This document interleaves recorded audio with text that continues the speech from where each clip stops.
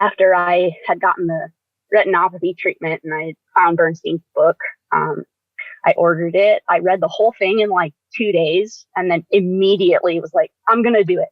I have to. Like, everything else I've tried hasn't worked. And like before that, I had sort of been progressively like trying to do the things that they told me were the things to do to control your blood sugar. So, I was doing the whole Mediterranean diet, quote unquote, with like fish and, healthy whole grains. And the best I could do with that guidelines, and I was working pretty closely with a doctor and a dietitian at the time, was an A1C of 6.9. And they were like, that's great. This is good. You're doing well. And I was like, but I'm still like going blind and puking every morning. And I'm sick all the time.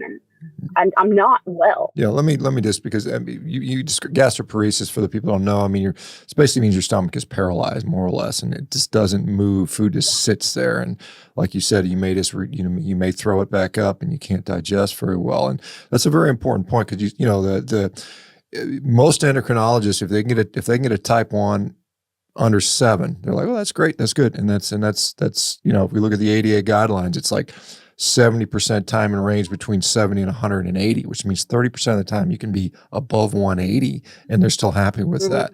And so, you're right. The most important thing we want to do is avoid these amputations, blindness, and the nephropathy where you lose your kidneys. And, they're just saying, well, 6.9 is good. And you're still going blind. So I can see where your frustration is. And so the endocrinologists, what are they saying about the fact that you're having all these actual issues, the retinopathy? Are they like, well, that's just the way it is, nothing you can do about it? What are they saying? Yep. Yeah. She said that that's just diabetes. Like literally looked me in the eye, shrugged, and was like, that's just what happens when suck it up, have had diabetes. Suck it up, buttercup, right? Yeah, yes.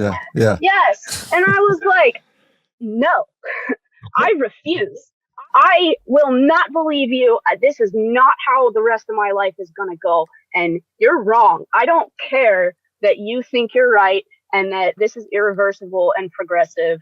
And I'm just screwed for the rest of my life. I refuse to believe that. And she laughed at me and was like, good luck. So I was like, okay, whatever. Like, I don't need you. This is you're going to treat me like that. That's your endocrinologist is laughing at you on this? Yeah. Goodness gracious. Yes. I fired her, by the way.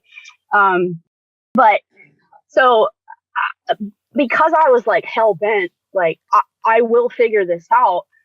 I stumbled across Bernstein's book and I was like, okay, well, this guy seems to have answers that other people don't. And himself being type 1 and creating this protocol for blood sugar management to kind of like show everybody what can be done, I was like, oh my God, this is it. I have to at least give it a try. And so the next day, I was living in a house with like 6 other people at the time. And so I just went to my roommates and I was like, guys, take all of this food. I don't want it. You can have my beans. You can have my rice. Like, you can have my milk. Like, take it. I'm not going to eat it.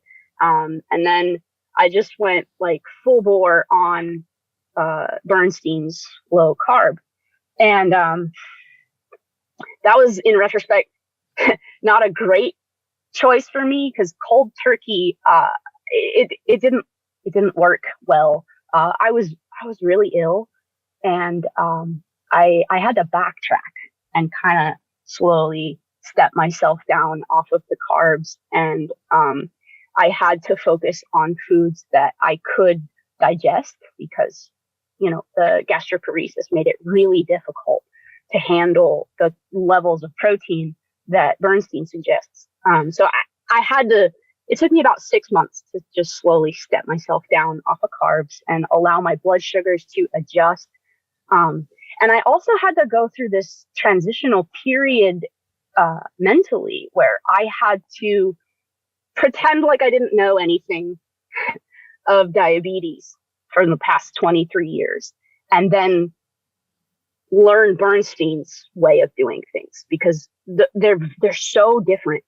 And so I was like, okay, I have to forget all of that. I have to focus on this. So I had to learn how to dose for protein. I had to learn how to adjust my basal insulin. Like I had to learn all these things that now I think are basics of managing blood sugars that I had never heard before in the 20 some odd years before that.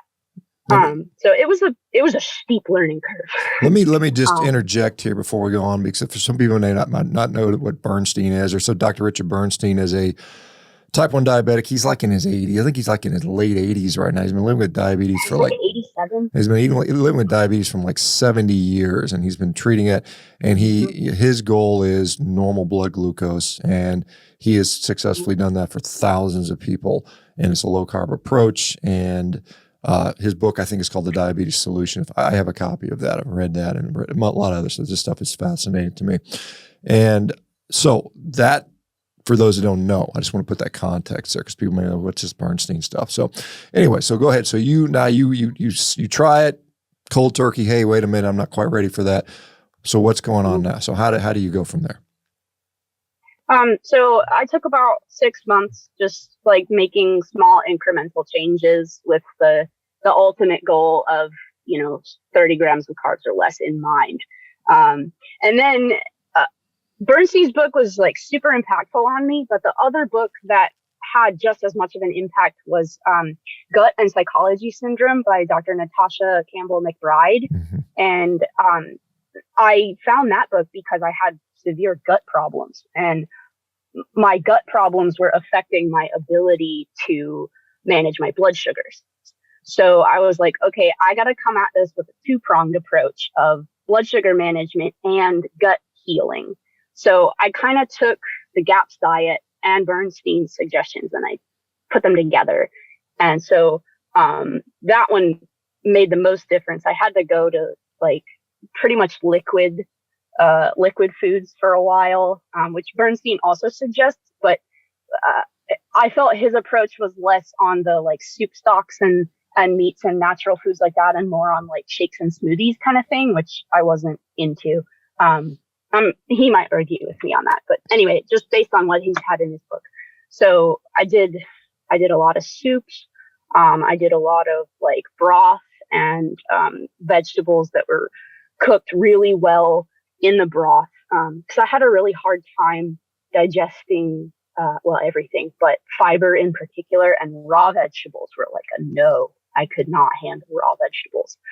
So I think it probably took me about 2 years total to really get myself stable and to a point where, my gut was healed enough that I could have regular movement, and I had fairly predictable outcome on my blood sugars with digestion timing and learning how to manage my insulin around the crazy extended digestion timing that I was dealing with. So it took a while. And then after the GAPS, I was like, I still have some issues. So then I found, what's her name? Amber O'Hearn. I found her blog about carnivore, and I was like, what? This is a concept. So just like with Bernstein, I was like, maybe I should try that. And so I tried that. I approached it more of an elimination diet rather than anything more long-term. Mm-hmm. I had to go through some like weird mental gymnastics to convince myself to stay with it. And I felt like it wasn't helping me as far as like long-term. I'm not saying carnivore didn't help me. I'm just saying that the things I had to convince myself of, like I convinced myself I was super sick, and I was like, okay, but I don't want to be sick. So what do I do? So I did it for a year, and I saw so much improvement in my digestion and my blood sugars and my insulin usage and all that kind of stuff. And so after that, I was like, oh, this is amazing. Let's see if I can handle more things now. So I kind of slowly introduced more foods.